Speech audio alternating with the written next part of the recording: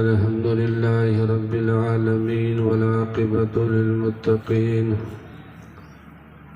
والصلاة والسلام على سيد الأنبياء والمرسلين وعلى آله وأصحابه أجمعين.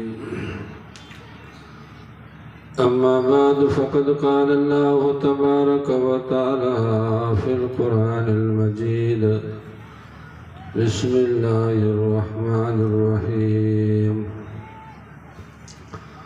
قد أفلح المؤمنون الذين في صلاتهم خاشعون. وقال النبي صلى الله تعالى عليه وسلم: الصلاة عماد الدين، فمن أقامها فقد أقام الدين، ومن تركها فقد هدم الدين. وقال النبي صلى الله تعالى عليه وسلم: الصلاة مفتاح الجنة، إن الله وملائكته يصلون على النبي يا أيها الذين آمنوا صلوا عليه وسلموا تسليما. اللهم صل على سيدنا ومولانا محمد وعلى آل سيدنا ومولانا محمد وبارك وسلم. صلاة وسلام عليك يا رسول الله صلی اللہ تعالی علیہ وسلم. معزز اور محترم حاضرین محفل، اللہ جل شانہ کا شکر ہے، احسان ہے، کرم ہے، فضل ہے کہ وہ ذات پاک نے آپ کو اور ہم کو ذکر خدا، ذکر مصطفیٰ کی محفل میں آنے کی توفیق عطا فرمائی. ایک مسلمان کی، ایک مومن کی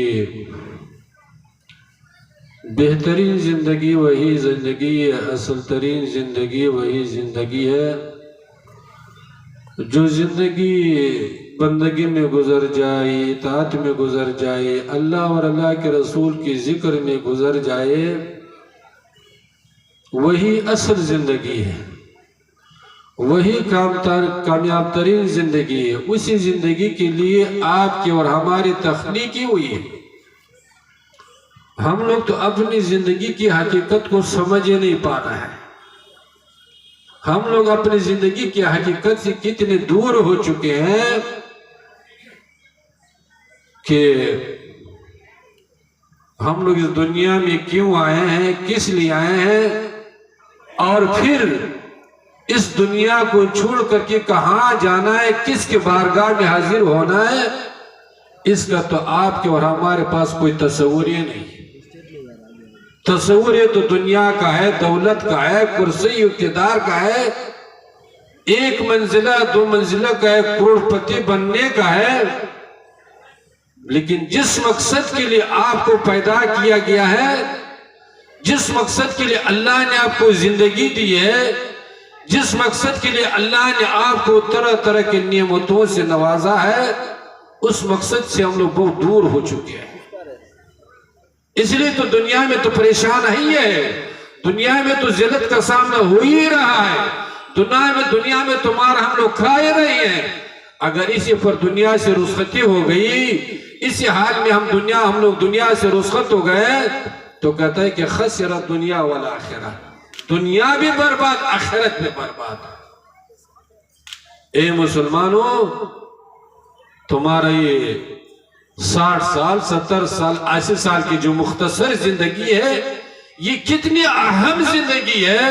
اس زندگی کا ہر لمحہ کتنا قیمتی ہے، آپ اور ہم تو اس کو جانتے ہی نہیں.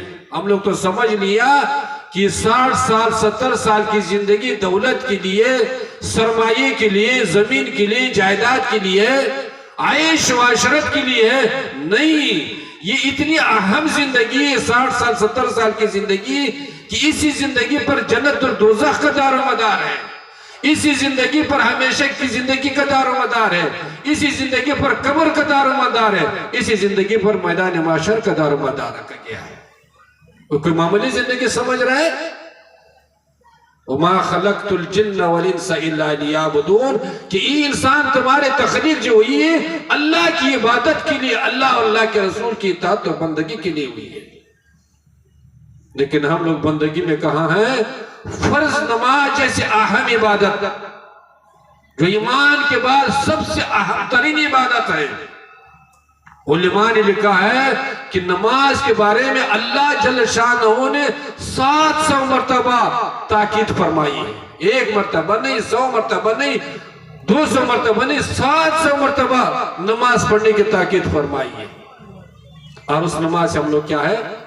غافل ہے۔ مسجد ہماری ویران ہے، مسجد تو ایک سے ایک بن رہی ہے، سنگی مرمر لگ رہا ہے، طرح طرح کے اس میں کمکمے لگ رہے ہیں، منبر سجائے جا رہے ہیں۔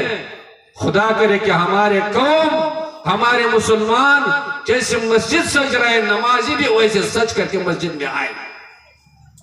مسجد سجانے سے نہیں کام بنے گا، مسجد کا آباد کرنے سے دنیا اور آخرت کی کامیابی نصیب ہوگی۔ اللہ جل شانہ وہ کافی ہو چکا ہے اور ادھر تبرک بھی آ چکا ہے۔ اللہ جل شانہ ارشاد فرماتا ہے قد افلح المومنون کہ ایمان والوں نے دنیا و آخرت کی کامیابی حاصل کی۔ کب؟ دنیا سے، دولت سے، اسم عذر سے، دنیا دولت سے کامیابی ہوتی تو فرعون اور نمرود سب سے بڑا کامیاب ہوتا نہیں، بلکہ کون کام کر کے کامیابی حاصل کیا؟ الذین فی صلاتہم خاشعون کہ ایمان والوں نے کامیابی حاصل کی، وہ ایمان والے جو اپنے نماز کو خشوع خضوع کے ساتھ پابندی سے پڑھتے ہیں۔ بیٹھا نا،